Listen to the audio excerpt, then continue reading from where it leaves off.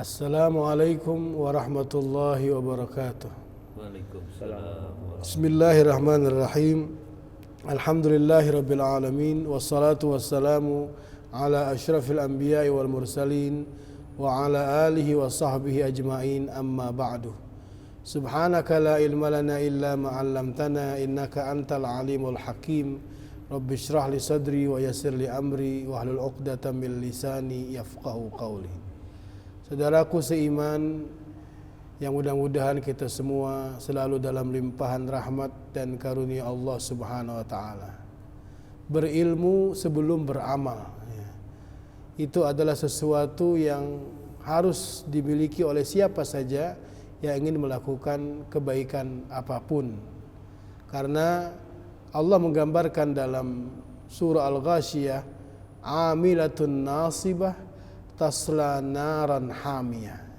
Ada orang yang melakukan pekerjaan yang dinilai ibadah, bahkan melakukannya sampai letih, tapi menjadikan mereka tasla naran hamiyah, menjadikan mereka tetap masuk ke dalam api neraka Allah.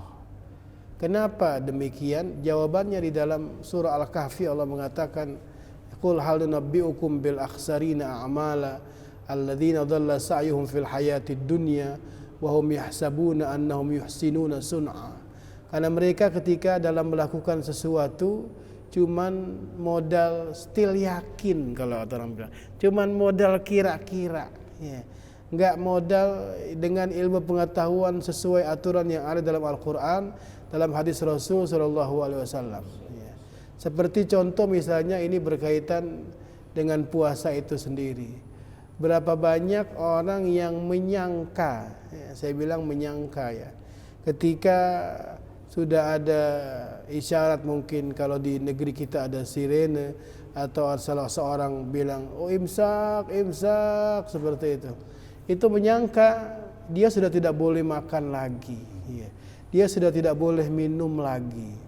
Padahal yang benar yang disebut dengan puasa itu adalah menahan dari semua yang membatalkan, dimulai dengan masuknya waktu subuh dan berakhir dengan masuknya waktu maghrib.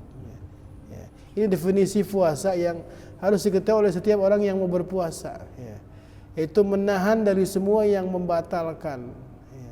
Dimulai dari kapan? Dimulai dengan masuknya waktu subuh, atau bahasa lainnya dengan masuknya waktu fajar, dan berakhir, harus bahkan berakhir dengan masuknya waktu maghrib.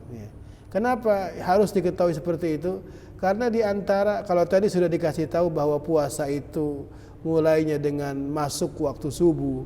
Kalau waktu imsak itu istilahnya hanya lampu kuning peringatan, hati-hati sebentar lagi subuh. Bahkan waktu yang terbaik untuk makan sahur, waktu yang terbaik untuk makan sahur adalah waktu yaitu dekat-dekat dengan masuk waktu subuh. Sebagaimana itu dilakukan oleh Nabi besar Muhammad SAW. Ketika ditanya berapa jarak antara makan sahurnya Rasulullah dengan masuk waktu subuh, maka sahabat mengatakan sekedar orang baca Al-Quran 50 ayat.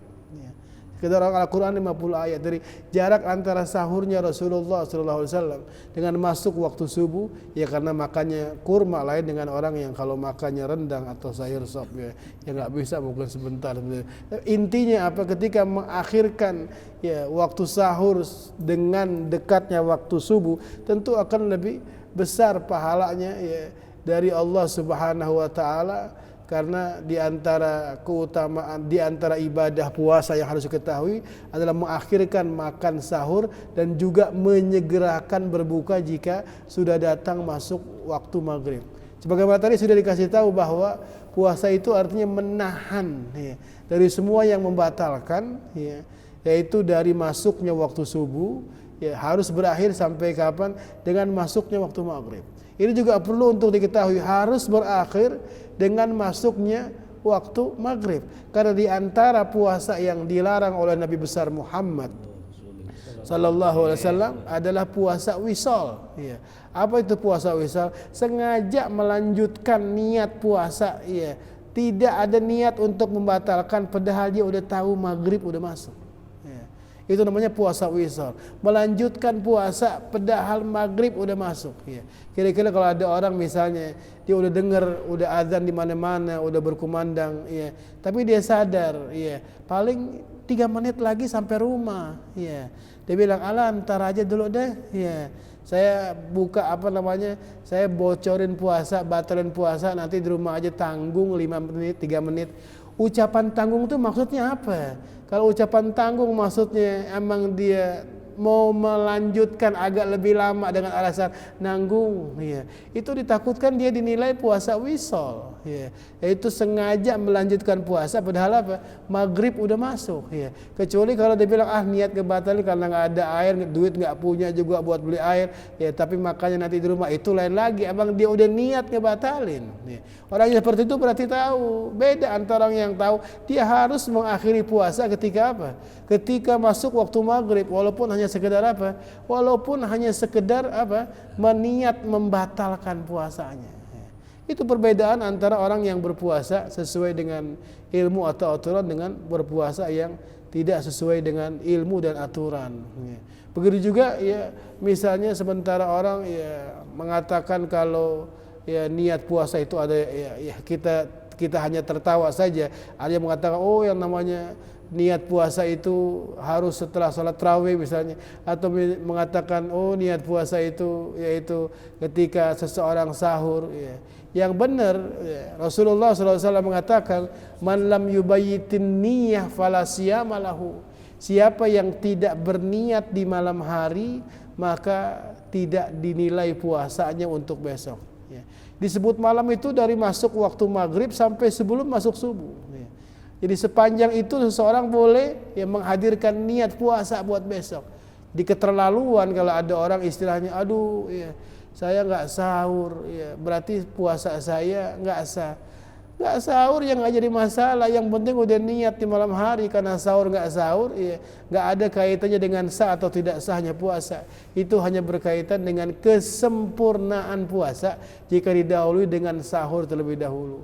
Jadi itu gambaran-gambarannya. Ada orang niatnya harus waktu begini, atau karena bangun kesiangan dia tidak sahur, akhirnya tidak puasa, padahal malam harinya dia bisa menghadirkan niat, ya.